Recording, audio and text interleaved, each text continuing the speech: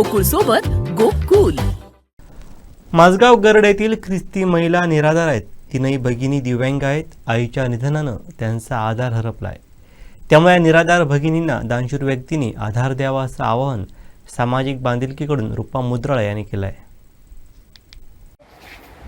नमस्कार, मी सामाजिक बांधिलकीमधून बोलते, रूपा मुद्राळे.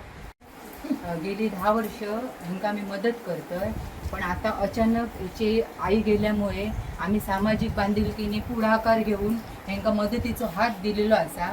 तरी पण जेणेकरून तुम्ही पण काय तुमच्या परीने ह्यांका जर मदत मिळत असाल तर तुम्ही पण ह्यांका मदत करा, जेणेकरून ह्यांचं जे पुढचा भवितव्य पुढचं काय असा तर सोयीस्कर होईल. सांग सांग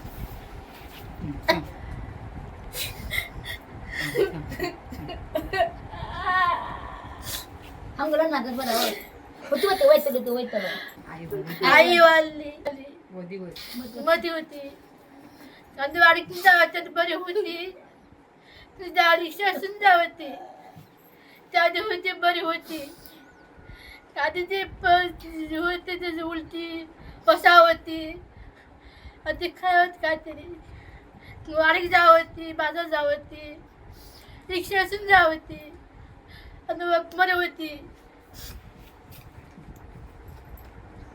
आईच्या मदत नाही आमका आणि आई ते वाढली.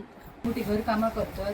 आईक पेन्शन मिळत होती, त्या पेन्शनीतनं ही उदरनिर्वाह करत होती. पण आता 25 दिवस झाले ह्याची आई अचानक वारली. ह्यांची आई, त्यामुळे ह्यांची आर्थिक परिस्थिती खूप म्हणजे खूपच प्रॉब्लेमाची असा. त्यामुळे तुमका जी मदत ह्यांका काय मिळत असतात ती जरा मदत द्या आणि मदत करा अशी मी तुमच्याकडून आशा धरत असते.